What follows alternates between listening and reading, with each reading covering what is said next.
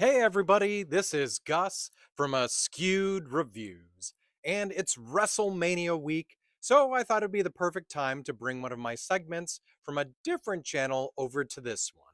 And that would be Gus Talks Wrestling. And specifically, what I'm talking about in this episode, which is going to be my part one episode, is all of the matches from night one.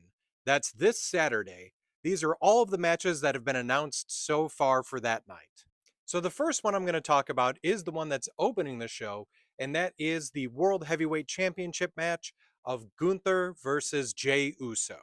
This is one I'm definitely looking forward to, especially because of how they've been handling it recently. I love what they've done with the whole Gunther beating up Jimmy and with Jey becoming a little bit more serious leading up to the match.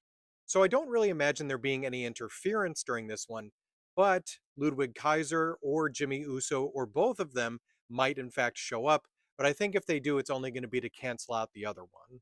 Now, the person I think is going to be the winner and who I actually do want to win this match is Jey Uso. I think it's going to be an amazing pop from the crowd when that happens. Now, I don't know if he'll have a long title reign, but I think they should give him at least a little bit. And Gunther losing, I think he's at a tier at this point where he can still do very well without the title. The next match I have is Jade Cargill versus Naomi. I want Jade Cargill to win because I really like her, but I think it is going to be Naomi, only due to the fact that Cargill has been looking like such a dominant force. And if you don't give Naomi a win here, it's really just going to end that entire storyline and feud right then and there. I also think by having Naomi win, this could make two things happen. Number one, we hopefully continue down the path of Bianca actually being a heel as well, and then having Cargill versus Bianca at maybe Backlash or something else. And secondly, I think Naomi could be a good person to go against Tiffany Stratton if she ends up retaining her title.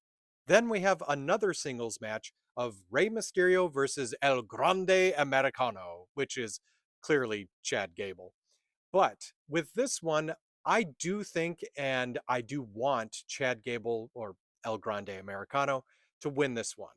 Now, the reason for that is I love Ray. I think Ray is an amazing wrestler. He's been so good at having a long career. But honestly, the fact that all of the other LWO members don't even have a WrestleMania match and Ray does, and he's already a Hall of Famer, he doesn't need the win here. I think Chad Gable as El Grande Americano needs to win this, and then you have him go up against Penta as his next big feud.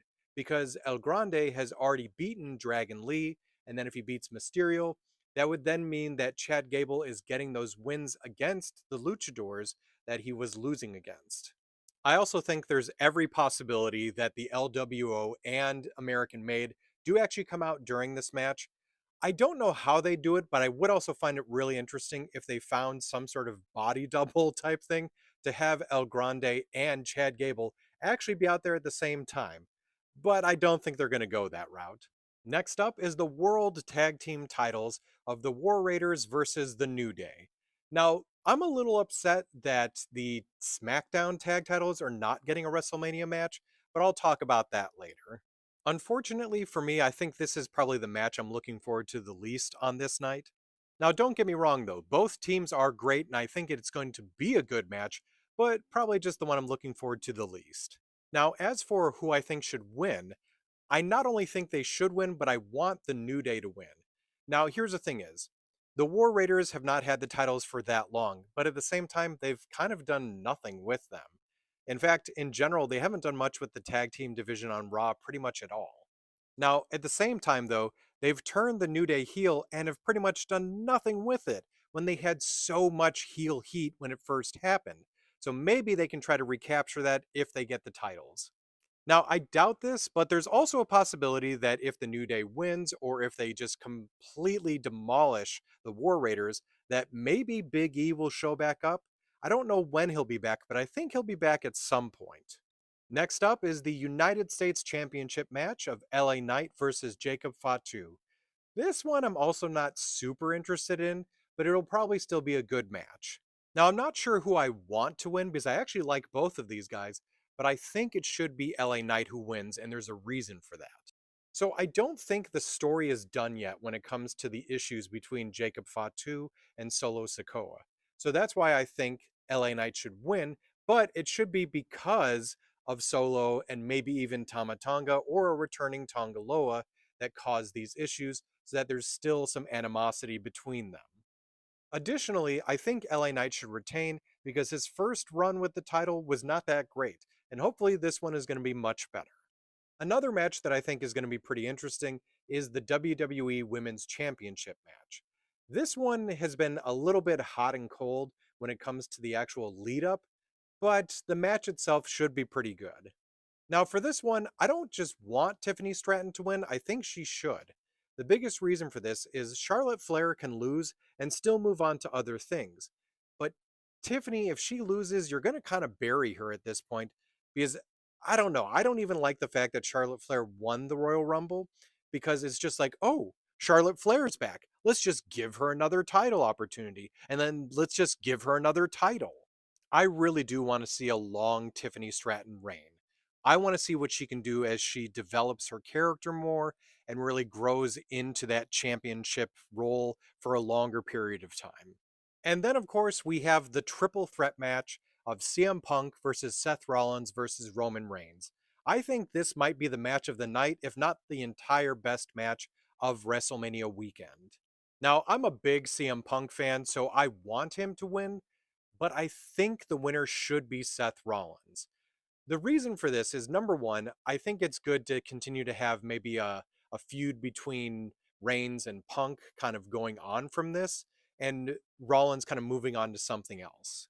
Now, the big outside factor with this one is, of course, Paul Heyman. He's no longer with Roman Reigns, at least it seems that Reigns has pushed him away. I love the fact that he and Punk are going to come out together. But, and I do agree with some people online with this, I think he might betray both of them and end up aligning with Seth Rollins and have them stay together for a bit and help elevate Rollins to another level. Now, one last thing I'm going to kind of throw out there into the universe if there is a potential of an eighth match on the first night, I really do think it should be Chelsea Green versus Zelina Vega for the Women's United States Championship. The biggest reason I feel this way is because I think it's a crime that Chelsea Green does not have a match for WrestleMania to begin with. But I think they have an opportunity on this upcoming SmackDown to have there be this match, of course, where we have Chelsea Green and the Secret Hervis versus Zelina Vega and Katana Chance and Caden Carter, where this could be a good match and everything.